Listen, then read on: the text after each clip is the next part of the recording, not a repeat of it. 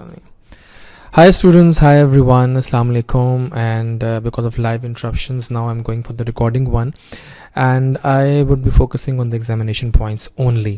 ठीक है, मैं बात कर रहा था, हम स्टार्ट कर रहे हैं inflammation is a dynamic response of vascularised tissue towards injury. जब भी बॉडी में कुछ अटैक होता है, कोई बैक्टीरिया वगैरह आते हैं, सो बॉडी अपना रिस्पॉन्स शो करती है. और इसमें खिलाड़ी कौन होते हैं? वेसल्स और उनके सेल्स, राइट. सो बेसिकली ये रिस्पॉन्स होता है वेसल्स का टूवर्ड्स इन्फ्लेमेशन. फाइन, बड़ा मशहूर रिस्पॉन्स है. लुइस ने बताया था कि फ्लश, फ्लेयर और व्हील होते हैं टिपिकल साइंस ऑफ इन्फ्लेमेशन. लेकिन जो ये देखिए एग्जांपल्स दिखा रहे हैं आपको, गैस्ट्रिक अल्सर है, कंजेशन हुई है, रेडनेस हुई है, लेरिंजाइटिस है, एक्यूट इन्फ्लेमेशन इंटेस्टाइन की, निमोनिया है, inflammation of lung acute. Fine, these are the cardinal signs of inflammation: rubor, calor, dolor, tumor and loss of function. Redness होती है, वार्मथ होती है, पेन होती है, स्वेलिंग होती है और लॉस ऑफ फंक्शन होता है, राइट. देख सकते हैं आप इस अंदाज में भी कि आपको दिखा रहा हूँ मैं कैसे भी होता है. फाइन. सो जनाब, दो मेन कंपोनेंट्स होते हैं एक्यूट इन्फ्लेमेशन के, वैस्कुलर रिस्पॉन्स और सेलुलर रिस्पॉन्स. हमारा पहला फोकस रहेगा एक्यूट इन्फ्लेमेशन के ऊपर, फिर हम जाएंगे टूवर्ड्स क्रॉनिक. और इस तमाम खेल में इनका साथ कौन देते हैं, इनको मीडिएट कौन करते हैं? केमिकल्स, इनको हम कहते हैं, because they are mediating the things out, उन्हें कहते हैं हम केमिकल मीडिएटर्स. ये है जनाब आपके, और इसमें बहुत सारे आपको मिलेंगे भी एमसीक्यूज भी. कौन से cells, which cells are the cardinal cells of acute inflammation? These neutrophils. इनकी पहचान ये होती है कि इनके अंदर ये मल्टी लोब्स होती हैं. फाइन, पीछे आरबीसीज पड़े हुए हैं और ये जो डॉट हैं ये प्लेटलेट्स हैं. फाइन, लेकिन मेन सेल्स कौन से हुए एक्यूट के? पॉलीमॉर्फ्स और न्यूट्रोफिल्स. ये देखें, this is the largest, this is the main cell of chronic inflammation. This is the lymphocyte. ये लिम्फोसाइट है. इसकी पहचान होती है सेंट्रल न्यूक्लियस होता है और स्कैंटी साइटोप्लाज्म होता है. ये जनाब largest inflammatory cell in the peripheral blood stream, that is a monocyte. ये देख रहे हैं आप, ये मोनोसाइट है. एबंडेंट साइटोप्लाज्म है और किडनी शेप्ड न्यूक्लियस होता है इसका. Fine, this is a monocyte. और यही जाकर टिश्यूज में बनता है मैक्रोफेज. फाइन, ये सेल्स हैं. Which cells are the main cells of parasitic infections और एलर्जीज? This eosinophils. इनकी पहचान होती है कि इनके बायलोब न्यूक्लियस होता है और इनके अंदर रेडिश ग्रेन्यूल्स होते हैं. यहाँ आपको इतने रेड नजर नहीं आ रहे बिकॉज स्टेन थोड़ा लाइट है. साथ पड़ा हुआ लिम्फोसाइट लेफ्ट साइड पे. Fine, this is a basophil. इसमें थिक कोर्स ग्रैन्यूल्स होते हैं जिसकी वजह से न्यूक्लियस पीछे छुप जाता है. ये कमी आता है एग्जाम्स में, यह पूछा जाता है. So these are the cells of inflammation. You can see all the cells seeing in one field. Fine.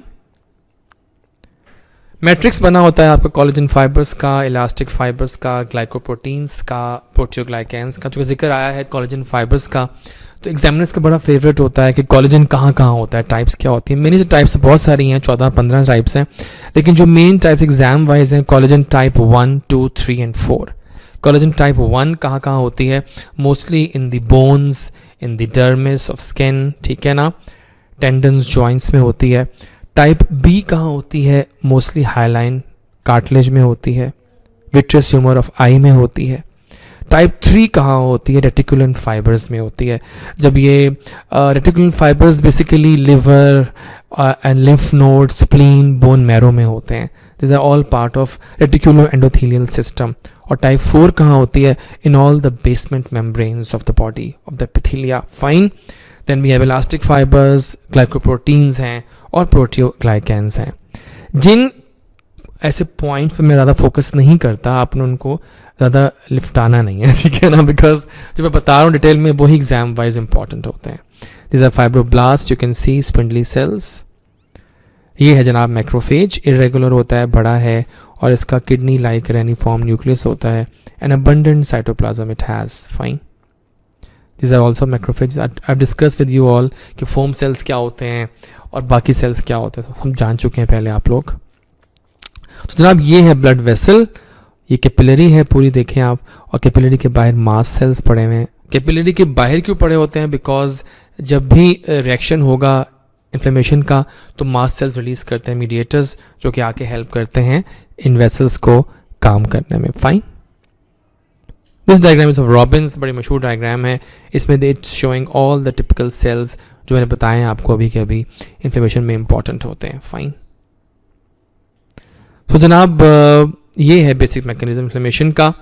पहले वैस्कुलर कैलिबर में चेंजेस आती हैं जिससे ब्लड फ्लो बढ़ता है, फिर आपकी छोटी वेसल्स में स्ट्रक्चरल चेंजेस आती हैं और फिर ल्यूकोसाइट्स माइग्रेट करते हैं.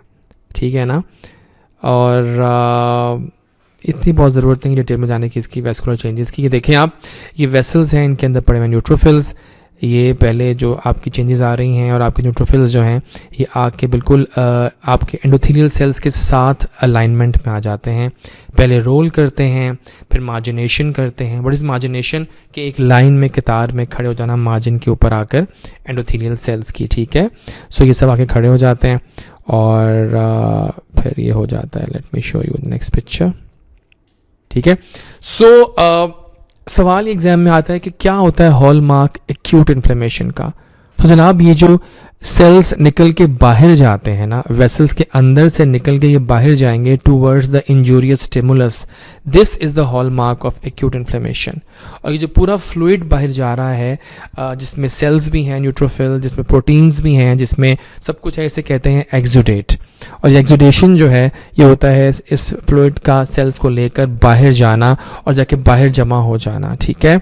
और जाके बाहर जाके इंजूरियस स्टिमुलस के इर्द गिर्द जाके डिफेंस मैकेनिज्म देना. So this exudation is basically the main thing for acute inflammation और यही हॉलमार्क होता है एक्यूट इन्फ्लेमेशन का. इसके कंट्रास्ट में ट्रांसुडेट क्या होता है? वो फ्लूइड जो जमा हो जाता है एडिमा वगैरह में भी, लेकिन उसमें सेल्स कम होते हैं, उसमें प्रोटीन्स कम होती हैं, स्पेसिफिक ग्रेविटी कम होती है, तो वो ट्रांसुडेट है. लाइक कार्डिक फेलियर में आपके जो पाँव सूज जाते हैं, वो जो फ्लूइड है ऑल ट्रांसुडेट. वो तमाम फ्लूइड्स जो बनेंगे जमा होंगे because of inflammation acute, that is exudate. और जो उसके अलावा है it's all transudate. So oedema can be of both ways but mostly it's transudate. Fine. Pus क्या होती है? पस इज बेसिकली कॉम्बिनेशन और presence of dead and dying neutrophils. इसको हम एब्सेस भी कहते हैं. सो बेसिकली ये होती है. इसकी ज़रूरत नहीं है, छोड़ दें इसको आप लोग, इट्स टू हाई फाई, इसकी ज़रूरत नहीं है. सो अब ये है आपकी sequence of events in journey of leukocytes. जब वो वेसल्स के अंदर से निकल के बाहर जाते हैं, पहले मार्जिनेशन होती है. What is pavementing? वो भी पेवमेंटिंग ये होती है एक कतार में खड़े हो जाना न्यूट्रोफिल्स का बाहर निकलने के लिए. फिर रोल करते हैं, एडहेयर करते हैं toward with these endothelial cells और फिर बाहर निकल जाते हैं. दिस इज ट्रांसमाइग्रेशन इसे कहते हैं या डायपोडीसिस कहते हैं. ये देख रहे हैं आप, दिस इज द फिनोमिना. अंदर सेल्स पड़े हुए हैं, सारे बाहर निकल रहे हैं. Just focus on this diagram. Endothelial contraction हो रही है और this endothelial contraction is basically the main thing. जिससे वो कंट्रैक्ट होंगे तो वो सेल्स बाहर निकलेंगे. तो कंट्रैक्शन कब होती है? जब इन्फ्लेमेशन होती है. फाइन. कंट्रैक्शन से स्पेस बनती है और वो सेल्स और सारा फ्लूइड वगैरह बाहर आ जाते हैं with water also, and this fluid is called exudate. ठीक है. दिस इज ये चलेगी नहीं बिकॉज एनिमेशन है, यहाँ चले नहीं पाएगी, जस्ट लीव इट. सो कुछ बात कर लेते हैं इस तमाम प्रोसेस में जो लगने में बहुत सिंपल लगता है, इतना सिंपल वैसे है नहीं है. इसमें कुछ नई प्रोग्रेस हुई है कि इसमें एडिशन मॉलिक्यूल्स का जिक्र आ गया है. 4 फैमिलीज ऐसी हैं जो कि आपके इन सेल्स की एडिशन में, एडिशन किसकी हो रही है? न्यूट्रोफिल्स की और एंडोथेलियल सेल्स की हेल्प करते हैं. One is selectins. Why it's called selectin? Because इसके एंड पे लेक्टिन मॉलिक्यूल अटैच होता है. ई सेलेक्टिन जो है एंडोथेलियम पे होगा, पी सेलेक्टिन प्लेटलेट्स पे होगा, एल ल्यूकोसाइट्स पे होंगे. Family number 2 is immunoglobulin family adhesion molecules, I CAM, V CAM. Just for example ICAM stands for intercellular adhesion molecule. Fine. तो इस तरह से नाम पड़ जाते हैं. थर्ड फैमिली इज इंटेग्रीन्स जो इंटेग्रेट करती है सिग्नल्स को दोनों सेल्स के दरमियान में. उसमें LFA है, MAC1 है और VLA4 है. VLA stands for very late acting molecule. Fine. LFA stands for leukocyte function associated antigen. MAC तो जिस प्रोटीन का नाम है. And family 4 is mucin like glycoproteins. आपसे हम एक्सपेक्ट नहीं करते एग्जाम में कि सब पता हो आपको इनका, बिकॉज हाई फाई चीज़ें, लेकिन फिर भी पता होना चाहिए, नाम पता हो कम से कम कि ये क्या करते हैं सारे. इन सब की रोल है एडिशन में. और एक एग्जाम से क्यों आता है कि कौन सा एडिशन मॉलिक्यूल जो है वो रोलिंग करवाता है, तो फैमिली 1 जो है ना सेलेक्टिन्स वो रोलिंग करवाती है. ठीक है. डन. जस्ट लेव इट, ज़रूरत नहीं. ये देखें आप, एग्जांपल है एक डायग्राम की सूरत में. वेसल है जिसमें अंदर ब्लड है और तमाम न्यूट्रोफिल्स जो है वो आके कतार में खड़े हो गए हैं, और दिस इज़ कॉल्ड मार्जिनेशन और पेवमेंटिंग, और ये बिल्कुल तैयार हैं बाहर निकलने के लिए. फाइन, तो इसको हम पीछे कर देते हैं. ठीक हो गया. और जनाब ये मैं थोड़ा सा इसको अगर इस तरह कर लूँ तो बेहतर है मेरा ख्याल है. हाँ ये भी ठीक है. वैस्कुलर चेंजेस देख लें आप. This is exudate basically. Exudate में फिब्रिन भी होती है, थ्रेड लाइक फिब्रिन पड़ी है, देखिए धागे धागे बने हुए पीछे. ये निमोनिया जिसमें बहुत सारी एक्सुडेशन हो रही है. ठीक है जान. This is the end of first lecture of acute inflammation. Now we will go. तो जनाब अब जो सेकंड पार्ट होगा that will be chemotaxis and phagocytosis. जब अब सेल्स बाहर निकल आए हैं वेसल्स से, अब इन्होंने जाना है टूवर्ड्स द इंजोरियस स्टिमुलस, तो फिर उसके अंदर जाके कैसे होगा आपको वो दिखाते हैं. ये नॉर्मल वेसल है प्रायर टू इन्फ्लेमेशन. ठीक है, देखिए सेल्स अंदर हैं और बिल्कुल इंटैक्ट होते हैं एंडोथेलियल सेल्स. जब वेजोडाइलेशन होती है विच इज़ अ कंप्लीट, नहीं एक्यूट इन्फ्लेमेशन में वेजोडाइलेशन जो है वो उसका हॉलमार्क ही समझ लें, स्टार्टिंग पॉइंट होता है, क्योंकि वेजोडाइलेशन जो है वो होगी तो ही सेल्स डायलेट करेंगे और कंट्रैक्शन होगी और ये तमाम न्यूट्रोफिल्स बाहर आ जाएंगे. ठीक है, सो दिस इज़ वेजोडाइलेशन. ये पहले देख चुके हैं सारा कुछ. आप मैंने बताया आपको पहले कि डायबिटीसिस क्या होती है. डायबिटीसिस बेसिकली जो सेल्स का बाहर जाना है ना इन गैप्स के थ्रू, दैट इज़ कॉल्ड डायबिटीसिस.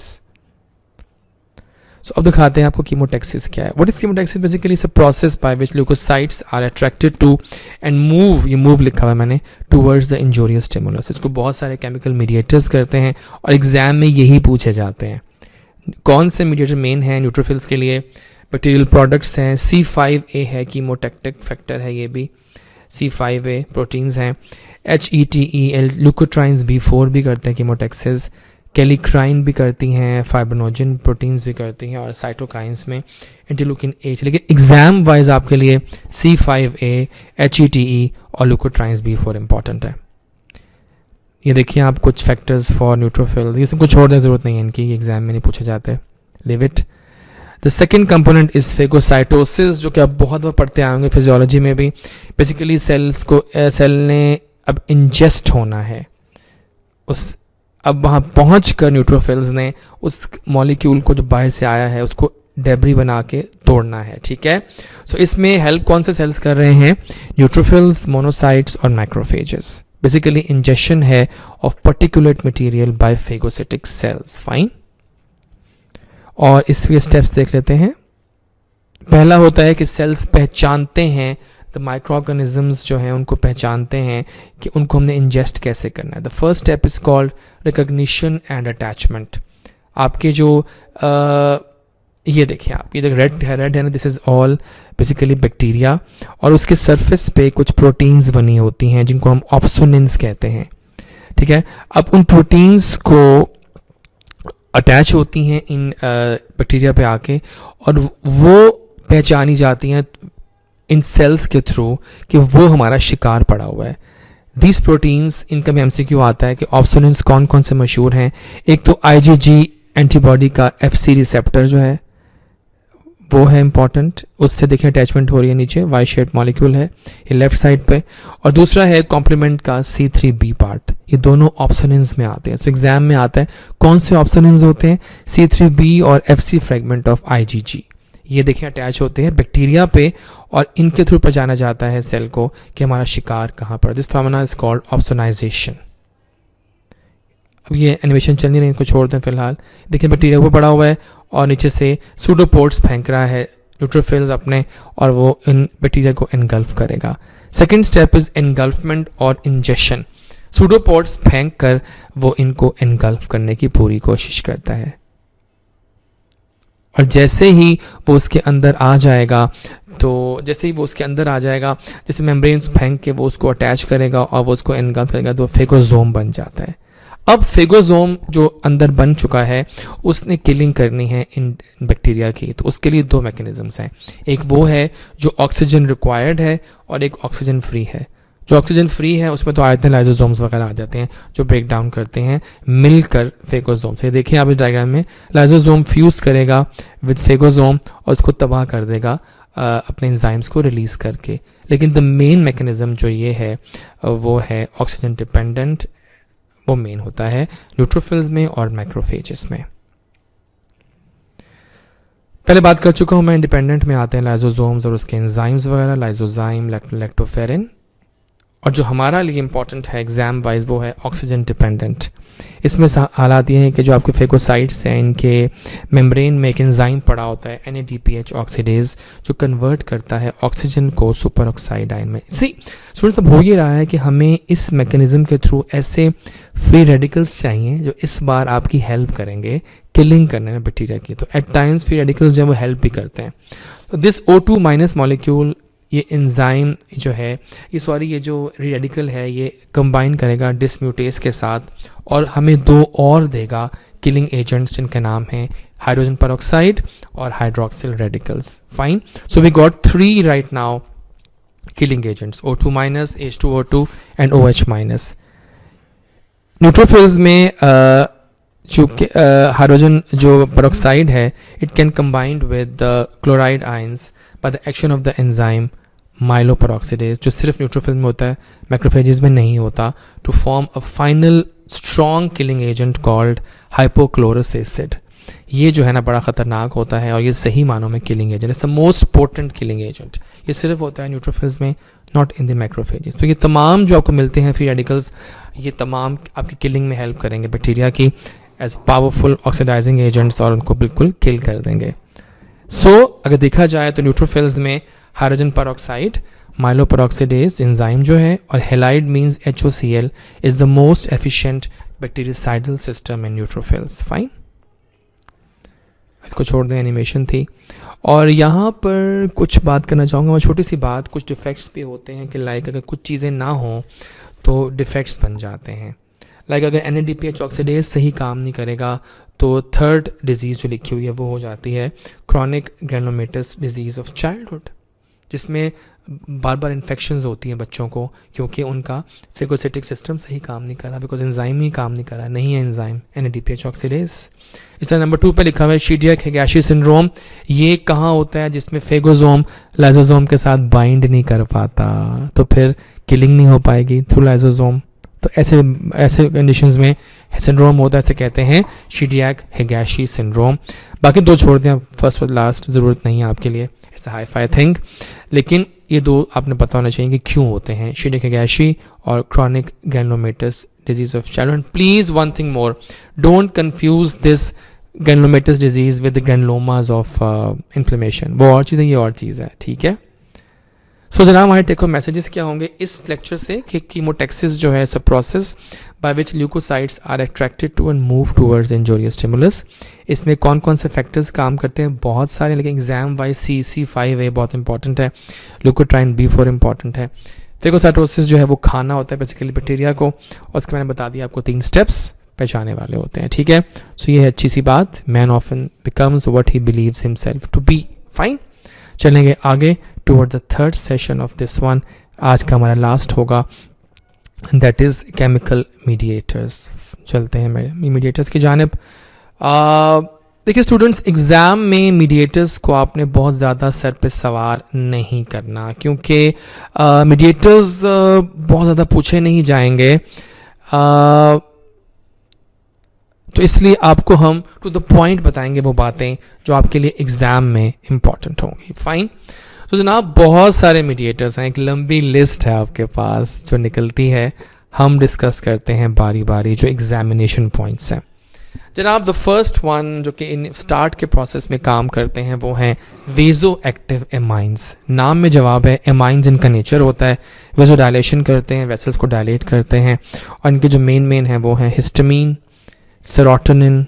ये निकलते कहाँ से हैं? मास्ट सेल से और प्लेटलेट से, और करते क्या है? अर्ली फेज की वेजोडाइलेटेशन इन्फ्लेमेशन में करते हैं। So basically they are very potent vasodilators जो स्टार्ट के स्टेप्स में आपकी हेल्प करते हैं इन्फ्लेमेशन में।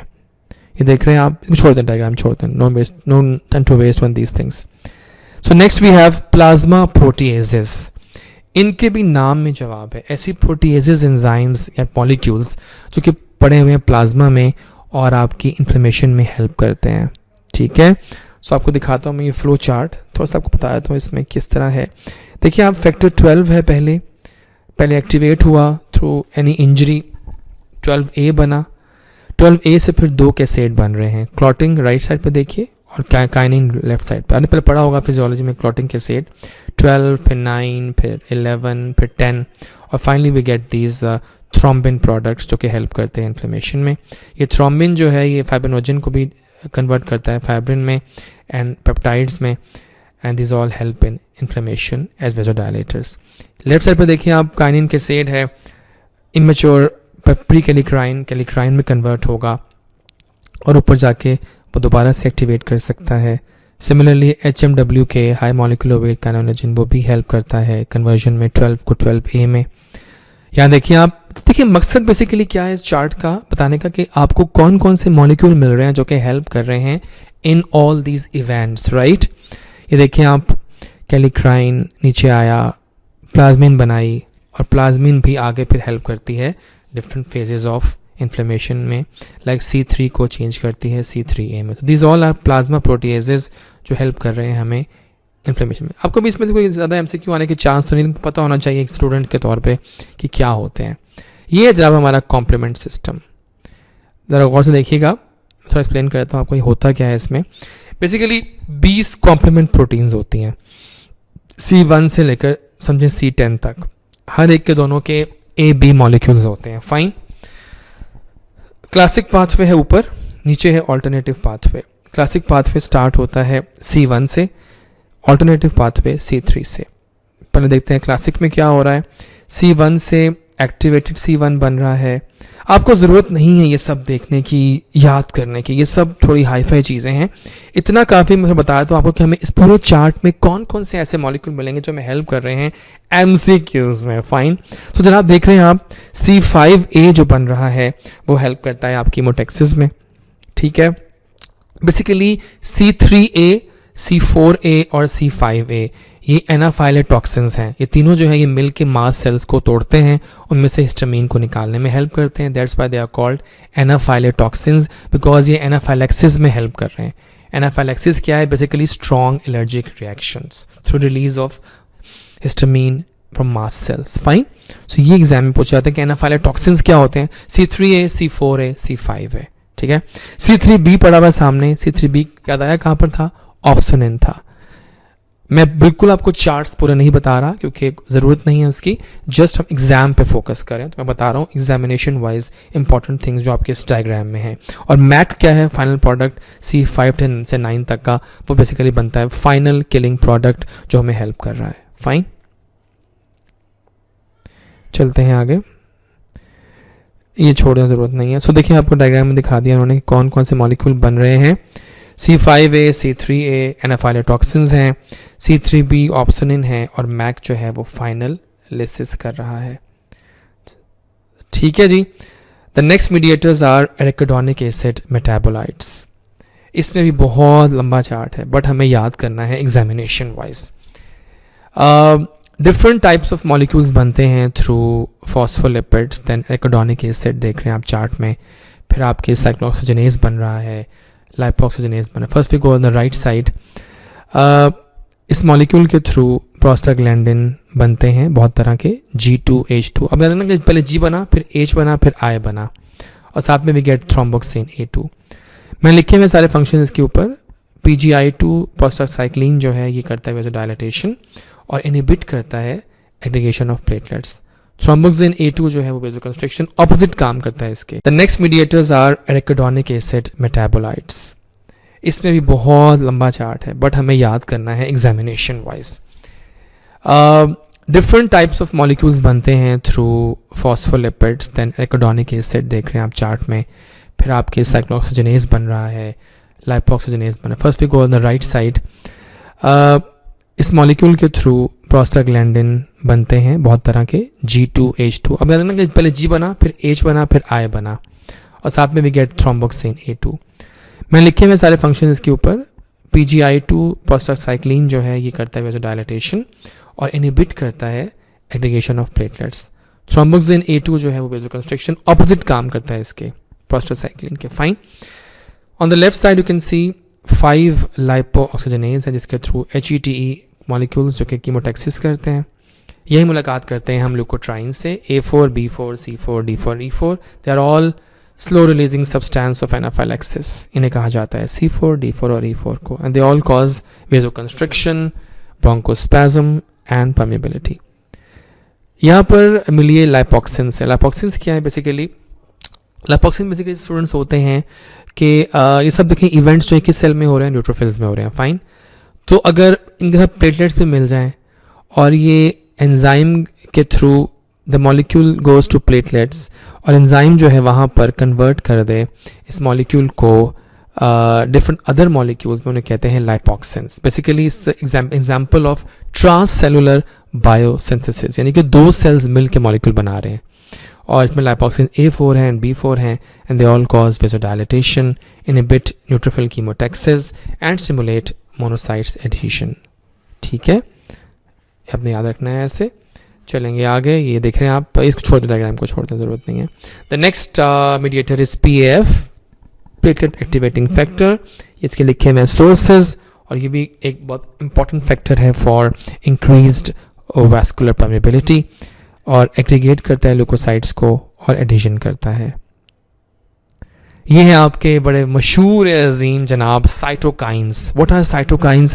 दे are mediators release from one cells and modulate और affect the action of the other sales.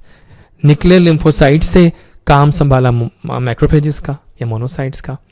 ऐसे साइटोकाइंस जो हैं जो निकलते हैं लिम्फोसाइट से, उन्हें कहते हैं हम लिम्फोकाइंस। जो आएंगे थ्रू मोनोसाइट्स एंड मैक्रोफेज, उन्हें कहेंगे मोनोकाइंस। ये होते हैं बेसिकली साइटोकाइंस।